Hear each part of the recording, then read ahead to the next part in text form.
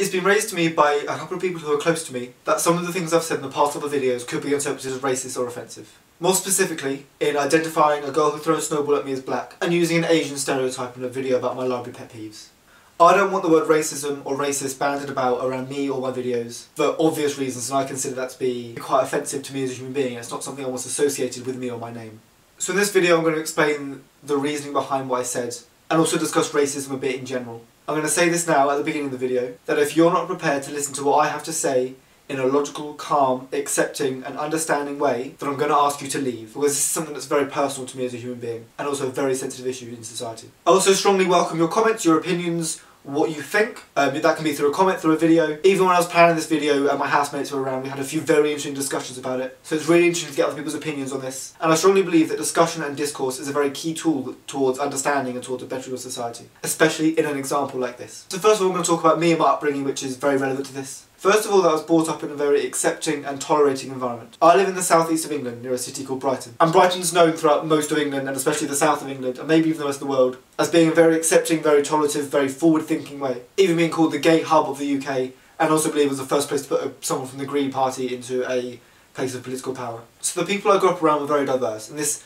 mainly applies to gender and to sexuality, but also to race. I grew up around a lot of people who were straight, who were bisexual, who identified as a different gender to the one they were born as. And this, I feel, has contributed to me as a person being very accepting to other people. And because of this, I've never thought of anyone as better or worse than me. No matter what their economic situation, their ethnic background, their sexual orientation, or anything like that. None of that means anything to me. What I care about is other people as human beings. I mentioned in a previous video that I want to be an educator, and I love working with young people. As I've grown up and matured in recent years, I spend time with the young people before I work with them, explaining that I will not tolerate any offence or anything that is negative or derogatory towards something that other people don't have control over. So I won't tolerate anything that's derogatory towards race, gender or sexual orientation. Because all these things are things I do not believe people have control over, things they are born with. The discussion of whether or not people are born gay is a discussion for a different time. And for me, coming from such a diverse and accepting background, I find it very difficult to comprehend that some people exist who can genuinely say, you are gay, you are straight, you are a female,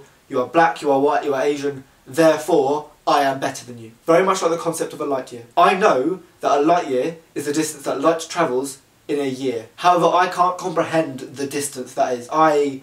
That's phenomenal. Additionally, a lot of the people close to me now, who have been close to me, have come from different cultures and different ethnic backgrounds. So I believe some of the biggest influences in my life have been from non-English culture and non-English society. And because of that, I don't consider myself to have traditional English values, or even to really be very strongly English. So before I did this video, I did a bit of research, and I looked at the definitions of racism, and the dictionary I used came up with two terms, and we're going to discuss them now. The first one, the belief that all members of each race possess characteristics, abilities or qualities specific to that race, especially as to distinguish it as inferior or superior to other race or races. The first of this is something I can agree with. The idea that each member of a race has distinct characteristics. And these might be physical or they might be social, but the fact that we can identify someone who comes from Africa compared to someone who will come from South America and distinguish them as different races shows that they are in themselves different. Taking the United Kingdom for example. The United Kingdom consists of England, Northern Ireland, Wales and Scotland. However, if you were to call someone from Scotland Welsh, or to infer that people from Northern Ireland are very similar to those from Wales, then I think those people will get very offended. Because each country and each geographical region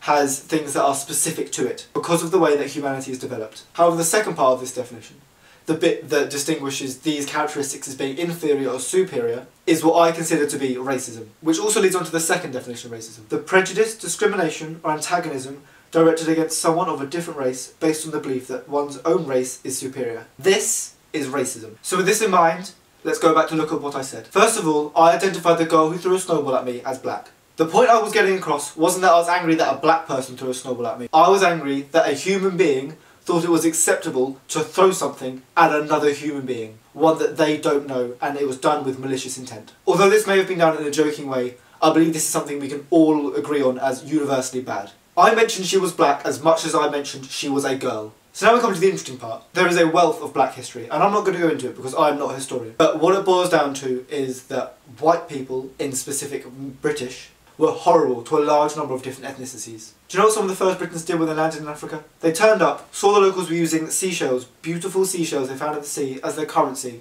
the things they used to trade with. The Brits turned around and said that this isn't currency. You can't use this currency anymore, and you're only allowed to use these coins that we have. Anyone who's found in possession of these seashells will be prosecuted. And because of this, an entire country or entire region's economic stimulus just collapsed, because these settlers believed that their way of doing things was better or superior. And this is racism at its core. We can agree that historically, white people have demonstrated terrible, abhorrent, disgusting and despicable behaviour towards other races. And it genuinely makes me sad as a human being that historically I can be associated with that. That people I could potentially be related to were part of that. And this is something I have no control over. All of this history, and a lot of modern history, has led to the creation of a socially created identity of black people. Of course, I can only speak for what happens in England, because like I said, I'm not a historian and I'm not a social scientist. And because of this, I feel like society expects me to treat black people differently to how I treat white people. In the same way, society expects me to treat girls different from boys, and treat children differently from adults. For example, the behaviour of a group of 19 to 20-year-old lads walking down the street, society expects to be different from a group of 19 to 20-year-old girls walking down the street. And the way we deal with complex issues such as sexuality and discrimination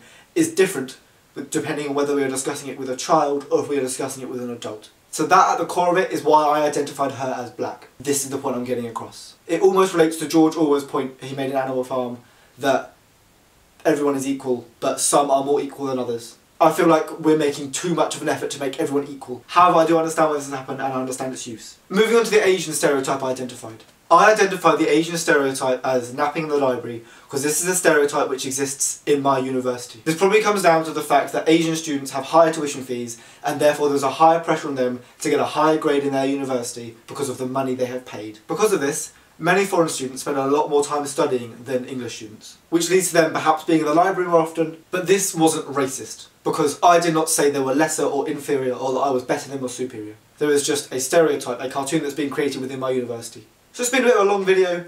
I want to finish by saying thank you. Like I said in the beginning, if you have any questions, comments, opinions or thoughts, just throw them in a comment or make a video response. And I'd like to finally finish off by just apologising to anyone that I have caused offence to. As far as I'm aware, no one has been caused genuine personal offence, but I've taken this time to explain my views and therefore my actions, which I do not believe to be unacceptable or racist. And once again, I apologise.